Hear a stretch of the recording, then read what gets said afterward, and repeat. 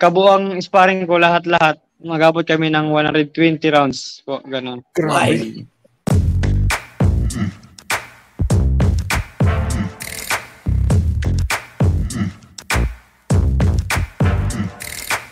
Napakaswerte po nating lahat at kasama po natin ngayong gabi ang bagong world champion na si Pedro Taduran. Pedro Taduran, welcome to the show. Good evening.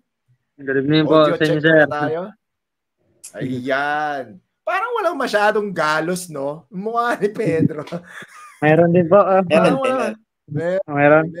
Pero at least nag-settle down na, di ba? Nag-settle down na. O ayan, syempre, pagkasama natin si Attorney John dito, laging may mga ganyang may mga skincare routine, yan. Saka yung mga fans Pero si Pedro ang pag-uusapan natin ngayon, siya ang pinaka-importanting. Oo naman. Si Pedro ang pinaka-importante dito. First off, Pedro Taduran, congratulations for bringing home the IBF minimum weight belt. Nandiyan ba sa'yo yung belt ngayon? Dala mo ba? Sa ngayon po, wala pa ng bagong belt kasi papagawa pa daw po. Oo, so ang nasa iyo, yung galing kay Jinjiro? Hindi po. Yung dati ko na belt, yung galing dun sa wala pa yung talagang nakuha ko kagabi.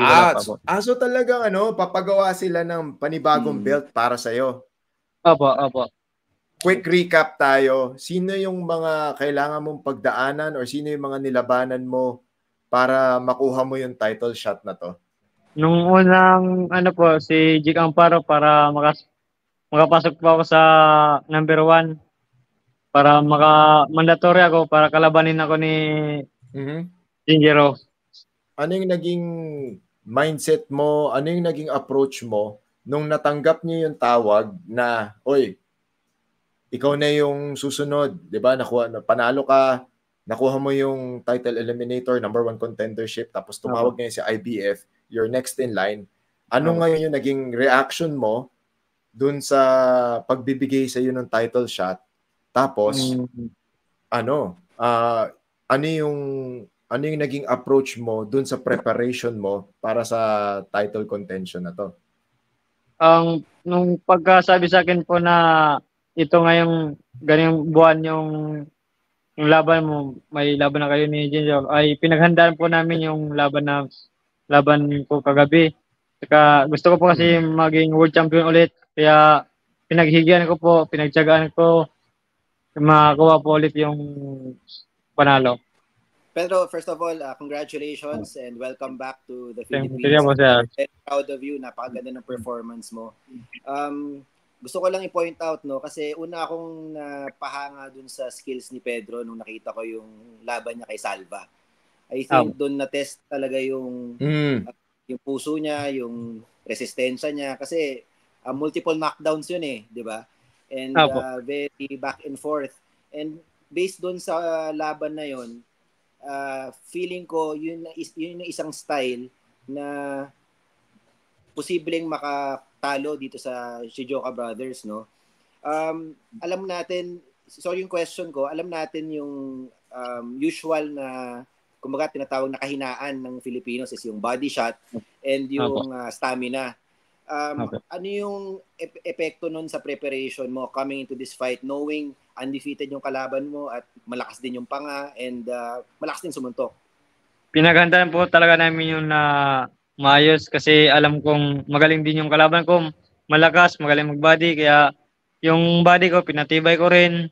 At saka yung kung paano yung gagawin namin, paano siya tatalunin, yun po ang game plan namin nung kagabi ng team ko. So, in-expect nyo ba na makukuha nyo yung knockout or prepared din kayo, syempre, na 12 rounds? Ano yung expectation nyo coming to the fight? Sabi ng coach ko, magano kami ng 4 rounds pataas yung game plan namin. Pero hindi kami nag-expect na ganun mangyari na knockout. Kasi alam nga po namin na si Jinjiro ay isang malakas din at magaling na boxer. So at what point in the fight, anong round na na-feel mo? Kasi napansin ko medyo may point na binaba mo na yung kamay mo, nagkaroon ka na confidence, medyo binaba mo na konti yung depensa mo, nag-iba yung rhythm mo which means it appeared to me yung tingin ko doon, medyo nakuha mo na yung distansya, nakuha mo na yung timing. Pero sa'yo, sa paningin mo, kailan mo nakuha yung kaya na to? Siguro number around 4 po na ano kasi para ginawa ko 'yon para yung job ko maka ano sa kanya, makapasok para mas mabilis yung makatama sa kanya, ganun. Pero nung round 4 din, ay tinaman ako, rogi din pa ako. Tinaman ko. Okay. Dun sa laban mo kay Ginjero, ano yung pinaka-challenge na dun mo sa ring nakita? Kasi syempre, iba pag pinapanood mo siya sa video, iba pinagpapanood mo sa training. But ano yung na-surprise ka na meron sa kanya? Kung yung speed, yung power, yung utak niya ba? Ano yung nakagulat sa'yo? yung timbangan pala ko, para siyang laging galit na tapang, gano'n. Sabi ko, ganito pala to. Sige, tingnan natin pagdating sa laban. Kasi lagi, timbangan pa lang, lagi na siya parang galit sa akin. Gano'n, parang sama ng tingin palagi sa akin. So nung nasa ring na, ano yung mas kumbaga yung na-feel mo na characteristic na meron siya? Yung speed, yung power, yung technique niya, yung style niya, ano yung mahirap na napansin mo? Yung doon na kami sa ibabaw ng ring, siguro yung lakas niya, pero yung sa suntukan, hindi naman kami magkakalayo. Kung magtama siya, magtama rin ako, okay lang. Pero yung lakas niya, nandun pa rin. Kaya ingat din ako sa mga, talaga, kaya yung defense ko lagi nakasa taas din kasi pasiguro din ako. Kaya, katulad nga ng number 4 na natamaan ako, groggy din ako, kaya yun.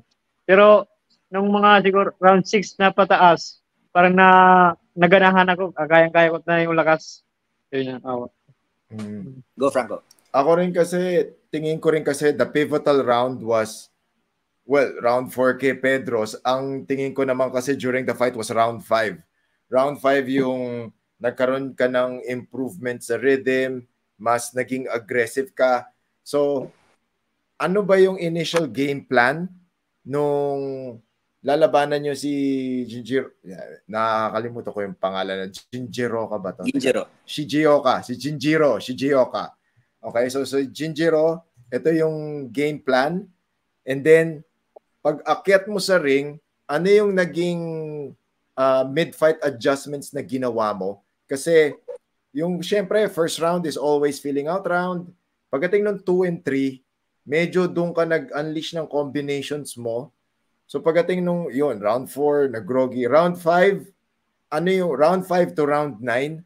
Ano ngayon yung nasa isip mo at ano yung sinasabi sa iyo ng mga cornermen mo, ng mga coaches mo para makuha mo yung stoppage ng 9th round?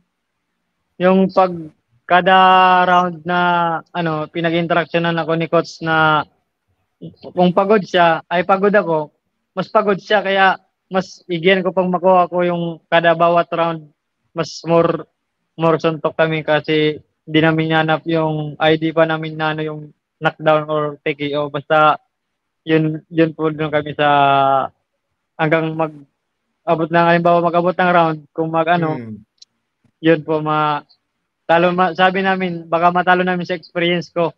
Kaya yun ang sabi ni coach. Kasi yung game plan na ginawa mo, this was a totally different game plan compared to what the other Pinoys versus Japanese fighters did. Yung isang pinakamagandang ginawa mo, or at least yun yung naging catalyst for me, was ikaw yung nagpo-push ng action, ikaw yung mas aggressive, tapos mas marami kang binabatong suntok. So sa tingin mo ba ito yung isa sa mga magandang strategy pagka merong mga Pilipino na lalaban pa ulit sa mga Hapon? Opo, mga ganun na style kasi pag maunahan din yung Hapon, parang natatakot din sila sa ganung style. Parang masindak sila kasi pag ang iba, pag parang naduduwag na ganun, di maunahan sila ng takot. May question kasi alam na nga ng mga Hapon na mahihina sa body. Sorry, I keep on repeating this kasi nakita naman natin yung previous results sa mga ibang contenders, talagang tinatamaan talaga sa bodega eh. Pero dito sa laban na to, napansin ko, ikaw yung very consistent din sa body shot sa kanya. In fact, dun sa stoppage, ang nag-push dun sa referee na itigil, yung tumupi na si Ginjiro eh. Nung tinamaan mo sa sikmura, biglang tumupi siya eh. And that was the beginning of the end. So, gaano ka vocal yung coach mo dun sa corner na i-remind ka at i-push yung body work against Ginjiro? Ang ano talaga ni Coach Carl ay interaction sa akin ay napakaganda kasi kada bawat round, pinupush niya ako na sinasabi niya ako na kunin mo tong na round na to, sa atin na to, kaya mag-world champion na tayo. Ito ng pagkakataon natin, kaya prosigihan mo. Pagod yung kalaban, ay pagod ka, mas pagod yung kalaban. Kaya ako, parang nabubuhayan ako na i-ano ko yung sarili ko. Gusto ko rin talaga mag-world champion ulit. Pinapalabas nung laban ni Taduran na okay, kung kaya maging aggressive fighters ng mga Hapon, kaya rin ng mga Pilipino. Kung kaya nila tayong tirahin sa bodega, kaya rin natin siyang tirahin sa bodega kasi nagkakaroon ng rivalry ang Japanese fighters at Pinoy fighters ngayon. Kaso, laging, tulad na rin ng sinabi ni John kanina at nakakaumay na rin kasi, pero totoo eh. Laging sa bodega lagi sa bodega natatalo yung mga kapwa Pinoy natin na fighters. So ikaw Pedro, nung nakita mo na ito yung nagiging trend, ano ngayon yung ginawa mong adjustment? Inisip mo ba kagad, ay hindi, sigurado titirahin ako sa katawan nito, kailangan palakasin ko yung katawan ko. And at the same time, kailangan, di ba, kailangan kung marami silang ibabatong suntok, dapat mas marami ako ibabatong suntok. So kumbaga, walk us through yung naging training camp mo para sa laban na to. Kasi naisip ko rin yun, magaling sila magbudi, sa katawan, saka yung mga Pilipino parang malambot, kaya naisip ko pa rin din yun sa training ko, kung gawin ko din kaya sa din nila, sa badihin ganon, para siyempre tayo hindi naman sila mga robot na nasasaktan din sila. Kaya lang. Parang yung kasi yung kapatid ni Ginjiro, 'di ba? So tinalo ni Melvin Jerusalem. Ang ganda kasi dahil yung style nyo ni Melvin sobrang magkaiba pero parehong effective against a Japanese champion. So napansin ko yung kay Melvin, more on counter punching siya. In fact, may multiple knockdowns din in his favor. Nakuha niya yung decision, it was very clear. Ikaw naman, nakuha mo yung knockout pero iba naman yung style. It's more on pressure, volume punching. Kayo ba during training camp, nung pinag-aaralan nyo yung kay Ginjiro, hindi ba kayo parang na-tempt na ibahin yung style? Kasi ang style mo ever since pressure fighter ka eh. Parang hindi ba kayo nagkaroon ng idea na baka try natin mag-boxing, try natin box from the outside, or ano bang ibang mga pinag-usapan yung strategies coming to the fight? Yung namin po ni coach ko, yung game plan po namin, talagang pressure rin po siya talaga si Ginjiro kasi parang doon na siya masisira sa style na yun. Tsaka wala pa siyang nakalaban na ganun style ko, kaya ganun po ginawa namin. Nga pala, so shoutout din kay Coach Carl. Kaibigan natin yan at meron na naman siyang world champion. Napakabait at napakagaling. Congratulations kay Coach Carl. Bibisitahin natin sa Ilordi tsaka sa Peñalosa, diba? Lagi yan nandiyan. Tsaka kay Ma'am Kukoy pala, no? Diba? Teka lang, ipasok natin ang isa pa nating kapwa tito sa fighting. Yan, si Tito JC Reyes. Yes, good evening, Pinoy Fight champ. Exchange. Gabi po. Congratulations. Thank you po. JC, tanong mo muna kay Mr. Taduran. Okay, so ngayon na champion ka na ulit, ano ang next na nasa plano nyo? Pinag-iisipan nyo na ba yung possible na unification fights siguro dito sa division na to? Sa ngayon, wala pa naman sa akin po sinasabi yung mga bossing ko, sila, yung Sir Sian. Wala pa man sa akin sinasabi kong ano. Pero ako sa sarili ko, parang gusto ko yung unification sa ibang lahi para mas maganda po. Meron nga nag-comment dito, Oscar Colazo, unification. Okay yun. Pwede yun. Okay yun. Ako, I like that matchup. Ikaw, Pedro, Oscar Colazo. Apa, yan. Deal po ako. Napakabilis. Diba kasi style madaling kausap. Bilis eh, di ba? Bilis. Madaling kausap si Pedro Tado. Okay, WBO. Yan yung si Neom Trong. Yan, kita mo. Di ba? I mean, stylistically, tapos yung relationship kasi ni IBF at ni WBO, medyo dikit si IBF, WBO, mas madaling mag-usap yan eh. So, Oscar Colazo is a very, very viable na matchup for a unification bout. So, it's going to be very, very interesting then how Oscar is going to solve the Pedro Taduran puzzle. So, ngayon naman, Pedro, di ba, you won 9th round, TKO victory. Yung nag-referee pa sa laban mo, yung isa sa mga paborito kong referee sa boxing. Di ba, nung pinapanood ko yung laban, sabi ko, puto, sino nga ba yun? Steve Willis. Yung di ba, he's a very entertaining referee. I love that guy. Tapos, you won sa Japan. So, ikaw ngayon, Pedro, ano yung masishare mo sa mga kapwa Pinoy boxers natin na ano ba ang pwede nilang gamitin na approach or mindset kapag lalaban ka abroad? Diba? Kasi pag lalaban ka dito sa Pilipinas, medyo komportable ka, diba? Hometown, may home court advantage ka. Pero ikaw, lumipad kayo doon, diba? Kayo yung kalaban, diba? Nasa Japan, lahat yun. Lahat nung tao doon ayaw sa inyo. So ikaw, ano yung lagi mong nire-remind sa sarili mo pag lumalaban ka abroad?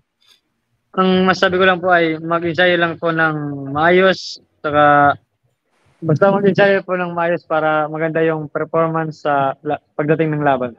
May question lang ako. For preparing dito kay Ginjiro, no?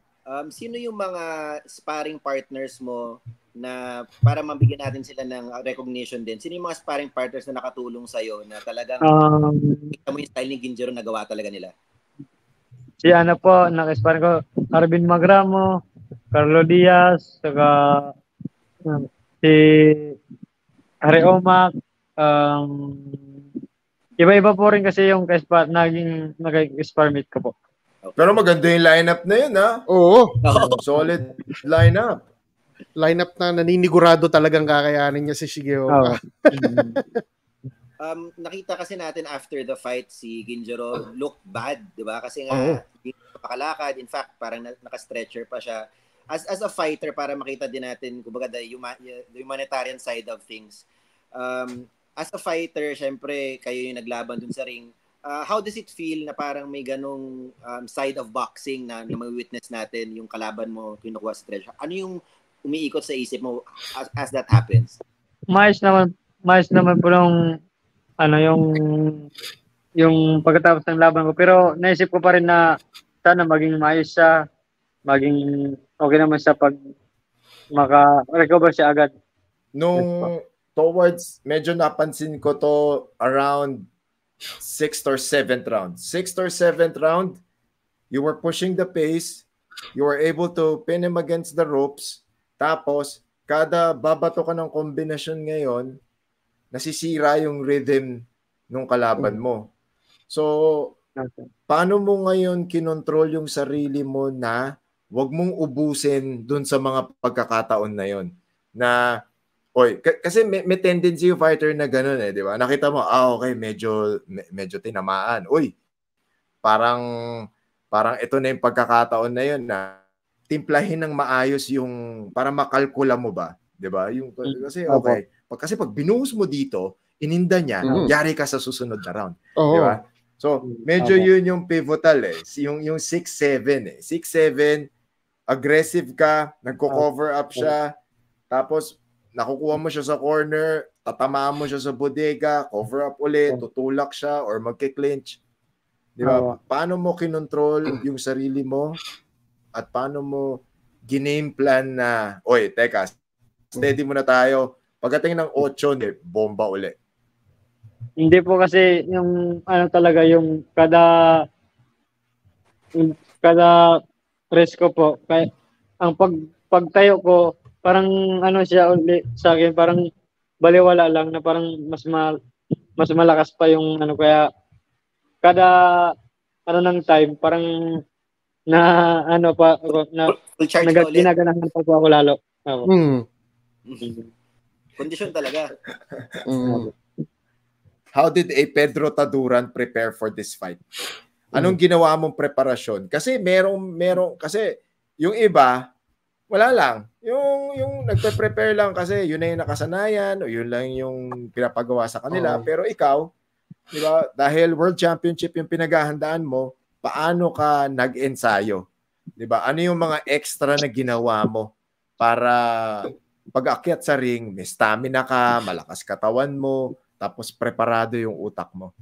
Sa ko po kasi yung pinaghandaan po talaga namin 3 buwan yung preparation po namin sa araw-araw. Kaya tsaka gustong-gusto ko talagang manalo sa laban na yun. Kaya kahit na sinasabi nila malakas yung kalaban, magaling, tapos pero pinaghigian ko po talaga na pinagpursigan ko na manalo po ako dun sa laban na yun. Kahit bihado ako, hindi ko inisip na yun. Inano ko na lang yun. Basta gusto ko manalo dun sa laban na yun. Yung twice mo nakalaban si Rene Mark Cuarto and meron pang parang anticlimactic ending dun dahil dun sa cut at hindi siya talagang natapos maayos, and I know that must have been frustrating para sa'yo. Siyempre nawalan ka ng belt, tapos yung sa rankings balik ka ulit. Gusto ko lang gusto ko yung question na to actually for Pedro and para dun sa mga contenders din natin na natatalo at yung iba nawawalan ng belt, pero ikaw after a series of unfortunate events nakabalik ka sa championship. Ano yung mindset mo noon? Anong mentality na hindi ka tumigil, hindi ka sumuko at hindi ka nagpa-discourage dun sa mga talo mo? Sino yung mga importanteng figures sa team mo na mapapasalamatan mo for that? Una nagpapasalamat po ako sa Panginoon na pinagalob niya sa akin kagabi na tagumpay, tsaka sa mga managers ko, sa team ko, lalo na po kay Sir Sean. Siya na po nagbigay sa akin ng opportunity na makalaban doon sa title fight. Saka po kay Ma'am Kukoy, Kuya Mark, at sa coaches ko po, sa team ko po, sa pamilya ko rin po. Sorry. Naka-mute. Unmute na. Yan. At kailan nyo balak bumalik ulit sa ring? Ngayon po, wala pa naman sa akin po sinasabi na kung kailan yung defense ko. Pero handa lang po ako lagi. Rest muna ako mga 2 weeks, pero balik din ako ulit ng training. Apo. 2 weeks? Okay, 2 weeks. Ako lang din. Pwede lang. Pahinga. O, JC. Tama ayun, naman yun. JC. Ano ka lang. Dahil naalala ko, nabanggit mo kanina na si Sir Sean, nakita ko parang kasama nyo rin siya sa Japan. Ano ba ang contribution na o parte niya sa Team Taduran ngayon?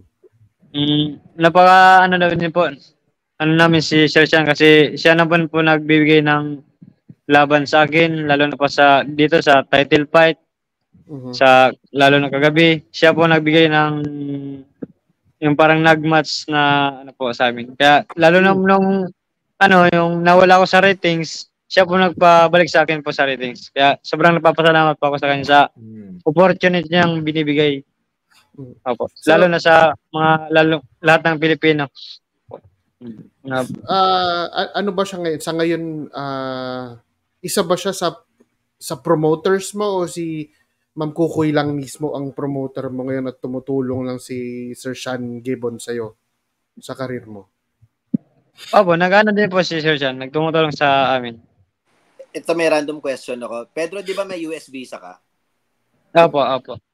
So, very likely, if magkaroon man ng offer from Oscar Colazo, who's Puerto Rican, syempre, most likely either Puerto Rico or US, and yung US visa mo will work in the way. So, dito, sobrang similar ng styles nyo ni Collazo. Pressure fighter din siya. Opo. Yung size, hindi, halos same lang din. Stylistically, based dun sa how you fight, sino sa mga champion, of course, except Melvin Jerusalem, sino sa mga champion na iba pa, ang tingin mong mas gusto mong makalaban? Isa na rin po yan, si Jose Collazo, tsaka yung Thailander na WBA. Yan po ang mga gusto kong kalaban. Pero between the two, sino mas mo papiliin ka? Si Oscar Collazo. Para mas maganda yung laban ko. Parang fight of the year, ano yan, candidate for sure. Apo. Oo. Ayan, teka lang. Siyempre, hindi kailangan natin batiin. Shoutout kay Dodong Diego Bandido. Congratulations daw, Pedro Taduran. Congratulations, champ. What a performance that was. Please show the Pinoy boxing fans how a true champion conducts himself. Kasi importante rin ito So pinakita, Dodong Diego Bandido over sa all the way sa Cebu yan. Kasi importante rin na may mga tao kasi iba't iba ang ugali, di ba? May mga tao na pag naging champion, lumalaki ulo, yumayabang. Yung iba nga, local championship pa lang. Akala mo kung sino ng superstar So ikaw naman ngayon, Pedro, ano ngayon yung, nag-sink in na ba sa'yo na world champion ka na ulit? Nag-sink in na ba sa'yo na ako na yung nasa ibabaw ng bundok ngayon. Ako na yung hahabulin ngayon. 'Di ba? So ikaw na-achieve mo na siya, nawala siya sa iyo, tapos ngayon na-achieve mo na uli. Ano yung pwede mong i-share na lessons para sa mga kapwa boksingero natin? Ang tanong yan. Siguro mas lalo pang porosigihan yung pag-ensayo para ganun nga yung sa akin, nag-champion ako tapos nawala, pinag-porosigihan ko ulit, kaya ngayon nandito rin ako, naulit ako sa nag-champion na po ako. Pedro, meron na akong gusto ko lang magkaroon ng konting particulars or specifics regarding yung pag-porosigihan training. So, alam na, of course, nakita mo naman yung training camp nung dati nasa La Union ka pa, yung 'di ba, nakita tayo doon. Tapos ngayon nasa ka na. Ano yung napansin mo na ginagawa ng mga boksingero na alam na parang hindi na effective, or yung ano yung parang hindi nila ginagawa na tingin mong dapat gawin? So ano ba yung mga routine, anong specific na training regimen na tingin mo nakatulong sa'yo sa laban? Yun, siguro yung dapat mag-jogging araw-araw, training, tsaka disiplina sa sarili, yung tamang tulog. Yan po ang yung kailangan ng isang boxer po. There you have it. Napaka-importante, disiplina pa rin. Disiplina talaga ang problema. Disiplina talaga ang laban natin. Ikaw, Pedro, paano mo dinidisiplina yung sarili mo? Kasi nandito tayo sa lalong-lalo na Metro Manila, maraming distraction, tapos may social media pa, tapos may mga fans ka, may mga bashers ka, mayroong mga tao na gustong manalo ka, may mga tao nagsasabing, nako, Pinoy na naman pupuntang Japan, baka boy gabang na naman yan, o kaya baka bodegay na naman yan. Paano mo hinahandle yun? Ako po, pag oras na may laban na po ako, schedule, diyan nakapokus na po ako sa training ko. Hindi na po ako nagano sa kung saan po pumupunta. Basta dito lang sa gym, sa bahay, ganun lang po. Dito lang. Routine na lang, jogging umaga. Ganun po. Basta hindi na ako umuwi sa may asawa ko doon hindi na ako pumuwi doon pag may schedule na po. So talagang concentration, kailangan focus, sakripisyo, 'di ba? Feeling ko kasi yan yung medyo nakakalimutan ng mga tao Yung pag gusto mo maging world champion, malaki talaga sakripisyo Kasi kailangan mo munang isang tabi lahat kasi ngayon, 'di ba, ang isa rin kasi kaya rin namin tinatanong sa iyo to kasi ang nakikita lang ng tao is yung belt. May prosesong kailangan pagdaanan. May proseso yan. Hindi pwedeng, di ba? Hindi siya yung, Tama. Oo. Opo. Tama. Napakaganda yan. Tama. Di ba? Kasi kailangan mo na maghirap sa training. Yun. Diba? Ayun, ang ganito. Yung nanalo ko kagabi, masarap na sa feelings na nawala na yung hirap nung mga oras ng training ko, Pagkatapos kaya ng hirap. yun, masaya na po. Opo. Masaya siguro na, ano na sa pakiramdam ko, magaan na opo. Pedro, I'm sure sabi mo nga very May bumabate kay Pedro. Teka lang, may bumabate kay Pedro. Ayan. Ayan! Ayun, oh. Okay, congratulations, bro. Yan. Si ano yan? Si Jason Casimero tsaka si Jandriel Casimero. Apo. Yan. Idol ko rin po yan sila na si Jandriel Casimero. Sino ang mga idol ni Pedro Taduran? I mean, sino yung mga boksingero na gusto mong gayahin yung style? Yan. Yung unang po naging idolo ko po. Mga idolo mo. Yung bago po ako magsimula talaga sa boxing ay na-idolo ko si Senator Manny Pacquiao po. Yan ang unang idolo ko po sa boxing. Sige, baka pwede mo kang bigyan ng top 3 mo na Pinoy boxers. top 3 mo. Oo. Top 3. Pinoy ba? Pinoy. Para naman tayo. Ito na rin po si Kuya Jerwin, si Kuya Marlon. Apo, yan sila. Magandang lineup yan.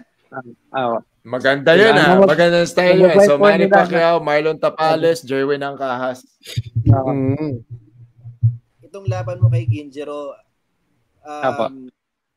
yun nga, no? So, yung IBF kasi hawak mo na siya dating. Ngayon, di ba alam naman natin yung IBF 2 beses magtitimbang. Yes po. And so, ibig sabihin, dapat mas disiplinado ka sa kain and sa... Kontrolado mo na. Opo. So, ever since hindi ka naman nagkakaproblema sa timbang, di ba? Hindi pa naman po.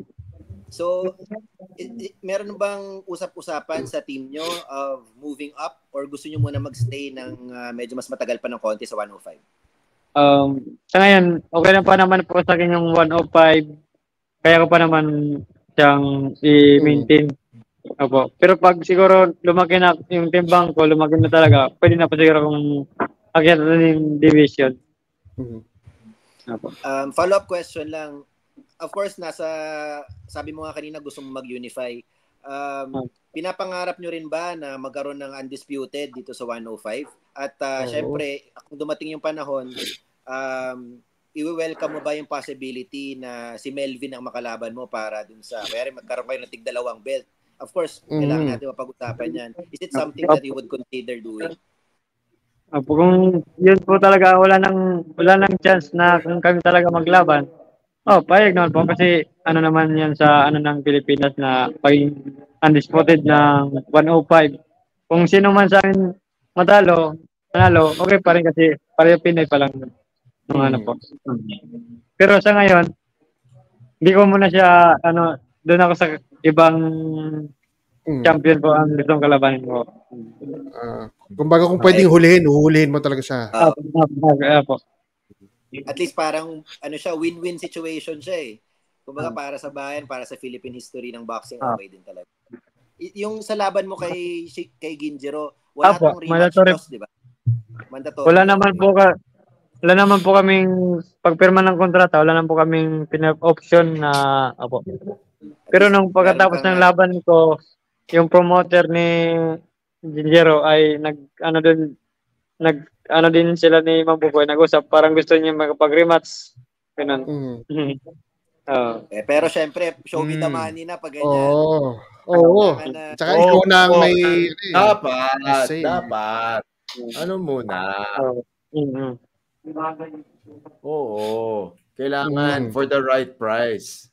Pedro, kung meron kang if it was up to you, no, kung pwede kang lumaban either sa Japan ulit or sa Pilipinas, saan mo mas preferred?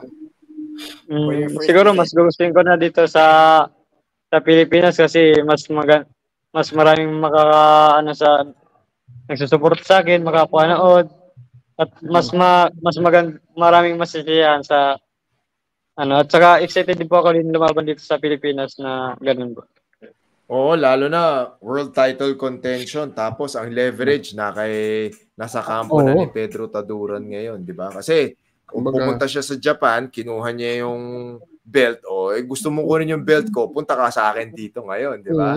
Yan ang dyan. Ayan, people, yung mga kaibigan natin sa YouTube, maraming nagsasabi, gusto nila Collazo. A lot of people, marami may gusto nung Collazo, Oscar Collazo na matchup, ha?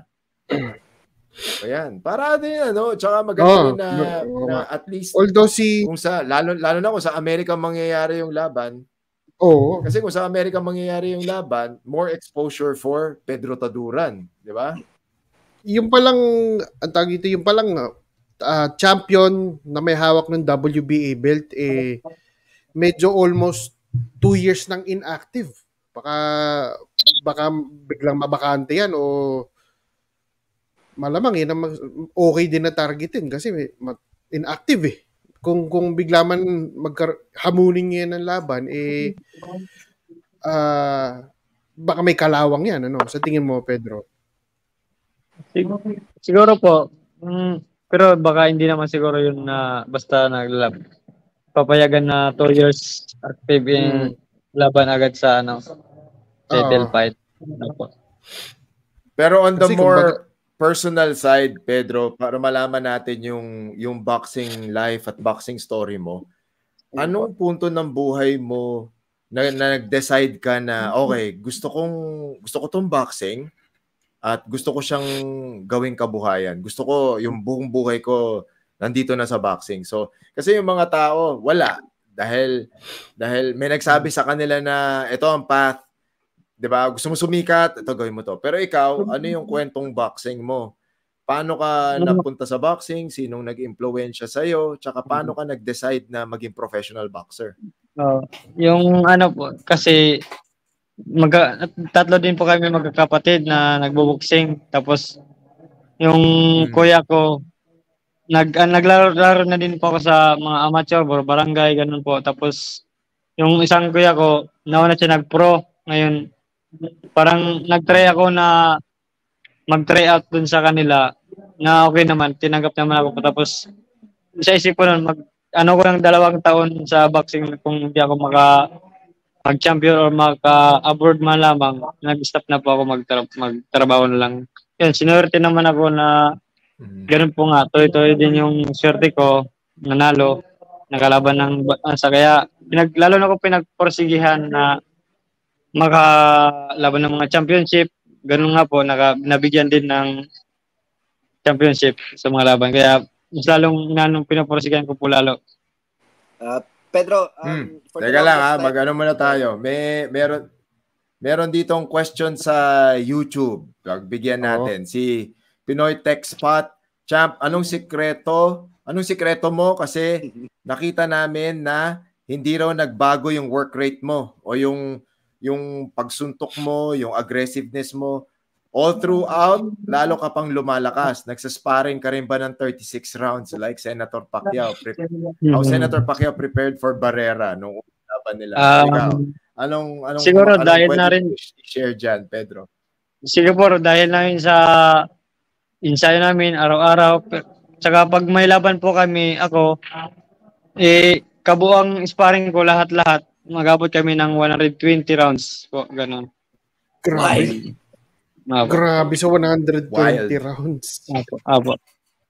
Sa kabuuan na po yun ng sparring.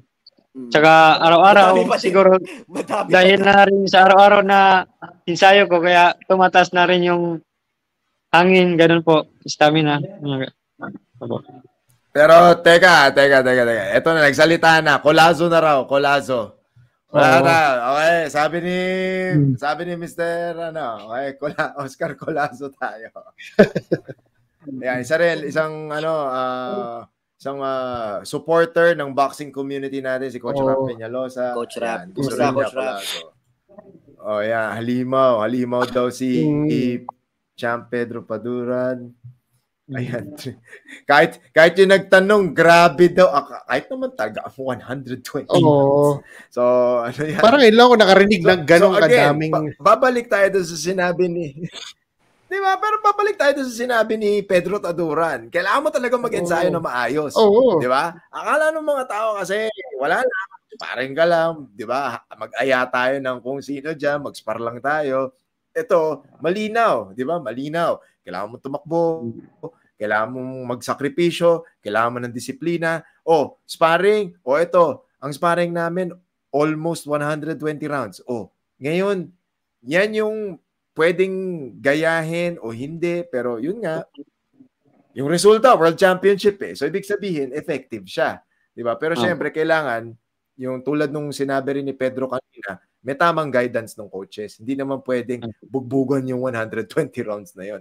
Sigurado pag ano lang po, yun sir, pag ang schedule po ay 12 rounds ang laban namin, ganun po, umabot kami ng 120 rounds. Pero pag, ano na, mga mababa lang, hindi naman kami nag-anong gano'n. Pedro, si Samuel Salva, di ba? Babalik tayo dun sa favorite fight ko sa ninyong dalawa. Mga kalaban niya si Yuday Shigioka, di ba? Sa August. Anong mapapayo mo sa kanya? Siyempre, magkapatid yan, very similar yung styles, yung build, yung the way they fight, pati preparation nila more or less the same. Parang kambal nga yung dalawa Anong mapapayo mo kay Samuel Salva? Kasi si Samuel Salva is 20-1 at yung 1 niya, ikaw ang nagbigay nun. So, syempre, of course, I know you have a lot of respect for him and siya rin sa'yo. Anong mapapayo mo sa kanya para makuha din niya yung victory against Yuday Shigioka? Ang masabi ko lang kay Samuel Salva ay mag-ensayo lang siya ng maayos kasi ang mindset ng Hapon, gusto nang bumawi sa Pilipino kasi 2 beat na sila tinalo. Kaya gusto talaga yung magbabawi yun. Kaya gusto ko rin naka-prepare din si Samuel Salva sa tamang ensayo siya. Nakita ko lang sa comment, hindi ko alam kung confirmed na ba to, pero ito, sabi, ayon sa reports, may fracture daw yata sa right eye socket si Shigioka kasi pagkatapos din ng laban, nung pagkalabas siya sa ospital, medyo mo kami damage nga sa mukha Anong message mo para dito kay Shigioka? Ako, nakamute ata si JC. Ay. Meron. Kailangan pa natin confirm pero mukhang daw. Pagkatapos daw ng laban yun ni Shigioka, nakitaan nga daw siya ng fracture sa right eye socket niya. Anong message mo sa kanya? Malamang matagal-tagal na pagpapagaling to bago siya makabalik ulit sa ring Sana maging maayos naman yung kalagayan niya, maging okay naman siya para makabalik siya sa boxing career niya para maging masaya siya sa Siguro susundan ko yung question ni JC. Dun sa laban, round 8 pa lang parang pabagsak na si Shigioka pero yung puso niya, yung fighting, yung willpower niya, yun na lang nagbitbit sa kanya kasi parang nag-autopilot na siya nung round 9 Tingin, in your opinion, kasi ikaw yung pinakamas makakasabi nito, in your opinion, dapat ba mas na-stop yung laban na mas maaga ng konti? Hindi ko din kasi po yung masabi kasi siyempre naiisip din yung kalaban ko ay di siya agad-agad magsusuko kasi doon sa lugar nila siya ang champion kaya yun lumalaban pa rin siya kahit dami na din tama sa kanya. Pedro, nung nakita mo nang parang nagsasara yung mata ni Ginjiro, I think, anong side ba yun? Left side, no? Left side ng mata niya. Meron bang conscious effort na atakihin pa yun lalo or at least sa side na yun kasi medyo mas impaired na yung vision niya? Meron ka bang conscious effort na doon umatake?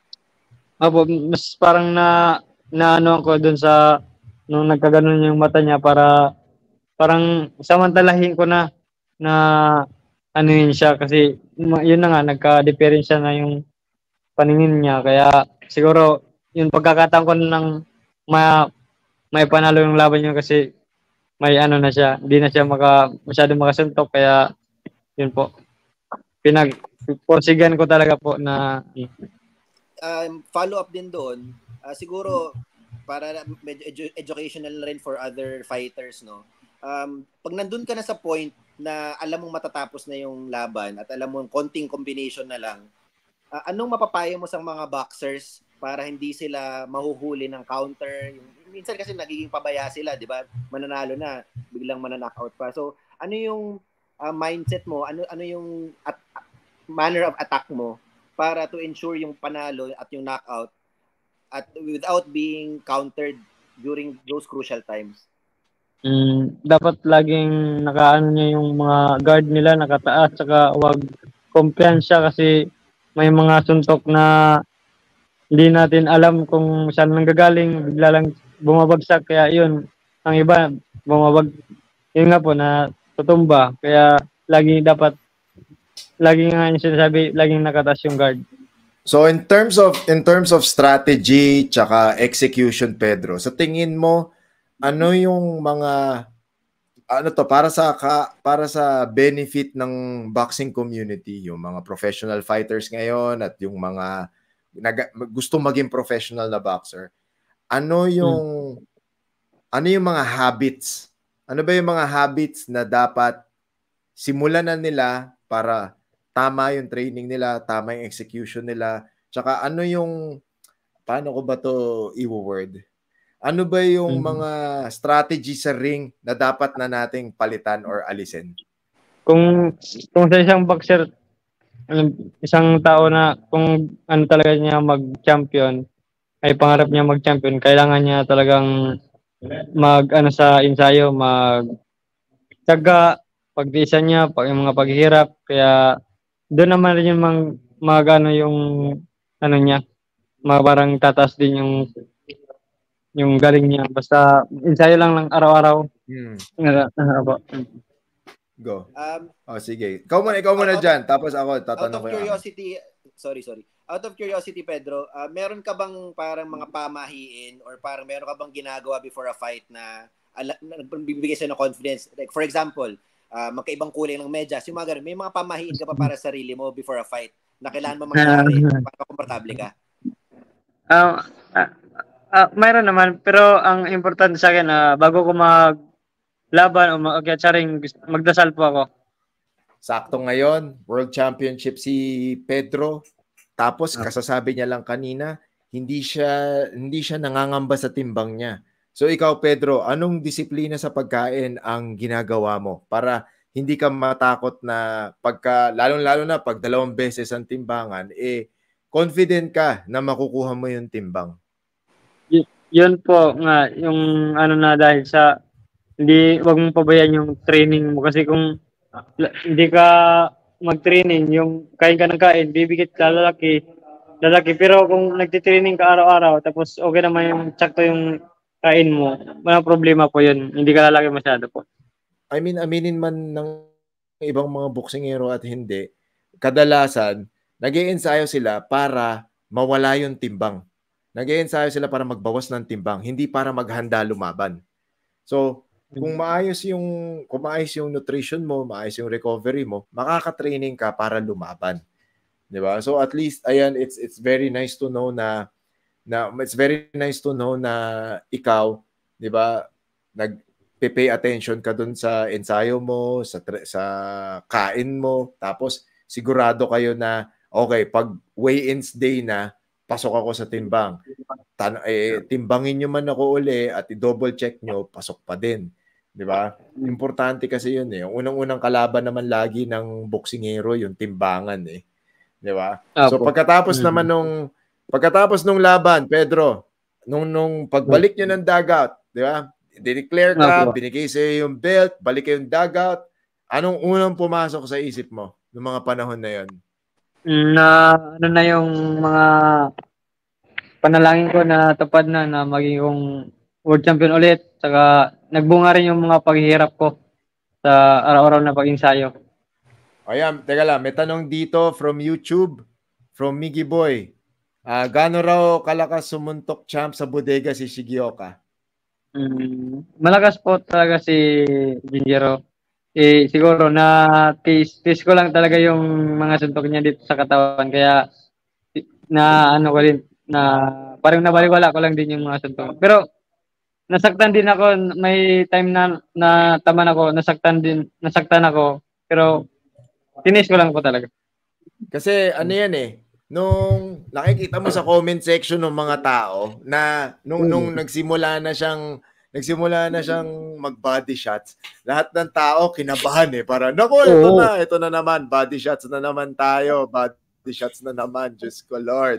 Tapos nakita, yung comment sections ng mga nagsistream ng time na yun, Pedro, tsaka yung mga nagpo-post sa Facebook tsaka sa YouTube, nung hindi ka bumagsak sa body shot, nakita mo lahat ng video, nagsisigawan, tuwa lahat.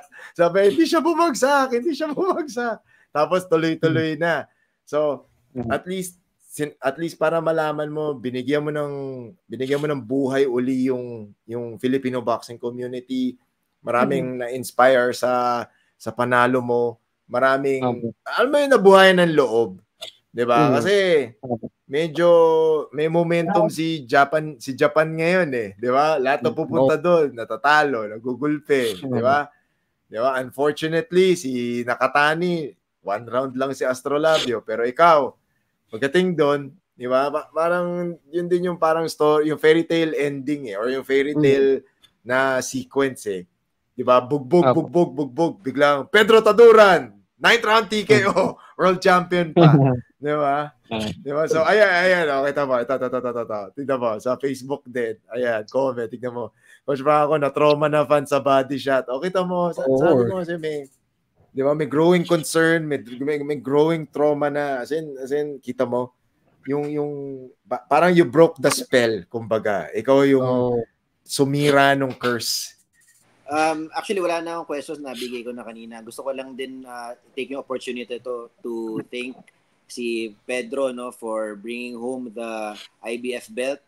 I want to congratulate you at before anything else, gusto kong pasalamat sa iyo at nanalo ka, tumahimik yung mga bashers. For a couple of weeks, manahimik muna sila dahil wala silang masasabi sa performance mo na napakaganda. Sana maging inspiration ka dun sa iba pang boxers, and I'm looking forward to seeing you again in the ring. Sana makuha mo yung unification and eventually undisputed. Pangarap ko yan para sa iyo. Congratulations at salamat sa time mo tonight. Thank you so much po sa inyo, sir. JC. Sa akin, huli na lang, tanong ko tungkol dun sa napag-usapan kasi natin tungkol sa bodega baka kailangan din ng advice ng ibang mga kababayan natin boksingero. Paano pinaghandaan yung body shots ng mga Hapon?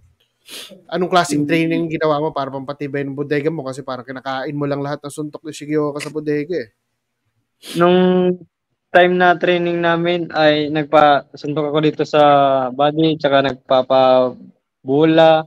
Yan, para masanay din yung sakit yung katawan ko. Kasi kung hindi ko siguro ginawa yon, kunting lang sa akin, masasaktan ako. Kaya, ayan po. Talagang pampatibay din. Lahat na pwedeng pampatibay ng bodega ginawa nyo sa training. Nagpabula ko, nagpasuntok ako. Tinatry ko po hanggang saan yung ko sa katawan. Pedro Taduran, before we let you go, sino yung mga taong gusto mong pasalamatan? Sino yung mga promotions, managers? Sino yung mga coaches na tumulong sa yung makamit ulit ang World Championship? Ayan, pakisalamatan at pakibati sila ngayon. Nagpapasalamat ako talaga sa Panginoon Jesus kasi narinig niya yung mga panalangin ko. At saka po sa aking pamilya, asawa ko, at saka sa manager ko, Ma'am Kukoy, tapos si Kuya Mart, and kay Sir Sean, and Sir Brendan, saka sa team ko, at sa lahat ng sumusuporta sa akin at naniniwala sa aking kakayanan at nagdasal sa aking laban. Maraming salamat po sa inyo. There you have it, ladies and gentlemen. Hey, once again, the IBF minimum weight world champion. He brought back the belt sa ating bansa. Diba? Dalawa ng champion natin ulit. Pedro Taduran, maraming salamat sa iyong oras. Maraming salamat sa pagsagot sa mga tanong namin. Yan, pwede na. Sige, bye-bye, sir. Pwede na ngayon kasi pagod na. Maraming salamat, Pedro. Thank you so much. Maraming salamat, Pedro.